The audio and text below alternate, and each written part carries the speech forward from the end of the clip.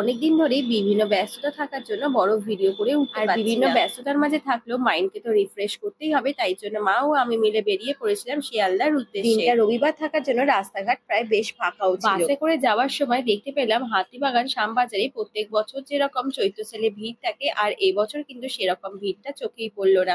আর এদিকে তো চৈত্র সেল শুরু হয়ে গিয়েছে, তাই চারিদিকে দেখলাম নানান ধরনের কিন্তু চৈত্র সেল উপলক্ষে বিভিন্ন জামা কাপড়ের ওপরেও জামা কাপড়ের পাশাপাশি এদিকে বাজার কলকাতাতেও কিন্তু সেল শুরু হয়ে গিয়েছে, আপ টু 50% সেল চলছে এখানে। অনেকগুলো মাসই হয়ে গেল হাতিবাগান শ্যামবাজারে সেরকম ভাবে আসা হচ্ছে না, আর চৈত্র সেল উপলক্ষে যে কেনাকাটা করব সেটাও হয়ে উঠছে না।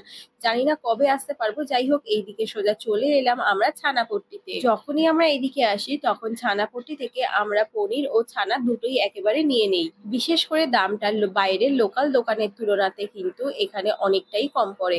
আর এদিকে ছানা ও পনির নিয়ে আমরা তো সোজাসুজি এবার রওনা দিচ্ছি শিয়ালদার দিকে। এতদিন ধরে এই দিক দিয়ে যাতায়াত করেছি, তবে কোনোদিনই চোখে পড়েনি এখানকার মেট্রো রেলের যেখানে কাজ হচ্ছে সেই লোকেশন। যতবারই আমরা টিভিতে বউবাজারের বিভিন্ন ধরনের মেট্রো রেল সম্পর্কিত ঘটনা দেখেছি, তখন কিন্তু এই লোকেশনটা এক্স্যাক্টলি বুঝতে পারিনি কোথায় ছিল।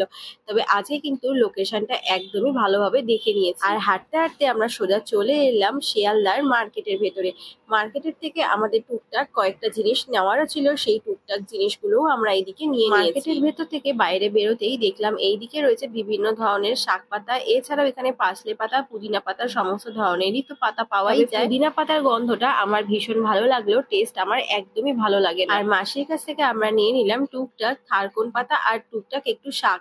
তো কি কি শাক নেওয়া হয়েছে, তো সব শাকের নাম তো আমি যেহেতু জানি না, তো মাই এখান থেকে শাক পছন্দ মতো দেখে নিয়েছে। দিনটা রবিবার থাকার জন্য এখানে কিন্তু সেরকমটা ভিড় চোখেই পড়ছে না। হাঁটতে হাঁটতে সোজা চলে এলাম আমরা স্মার্ট বাজারের দিকে। স্মার্ট বাজারে চলছে এক্সচেঞ্জ মেলা, পুরোনো জামা কাপড় থেকে শুরু করে বিভিন্ন ধরনের হাউস হোল্ড আইটেমও এখানে এক্সচেঞ্জ করা যাচ্ছে।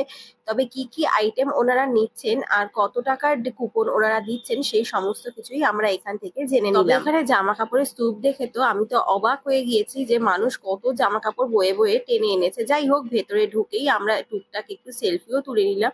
সঙ্গে সঙ্গে এবার আমরা যাব ওপরের দিকে, কারণ আমাদের গ্রসারিতে বেশ এদিক দিয়ে যাওয়ার সময় দেখলাম ম্যানিকুইন গুলোকে লেগিংস পরিয়ে পুরো উল্টো করেই রাখা রয়েছে।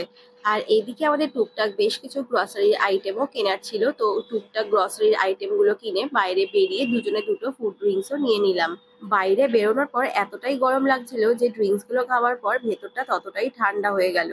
শপিং তো মোটামুটি কমপ্লিট হয়েই গিয়েছে, এবার আমরা বাড়ির উদ্দেশ্যে রওনা দিলাম। আর তোমাদের যদি ভিডিওটা ভালো লাগে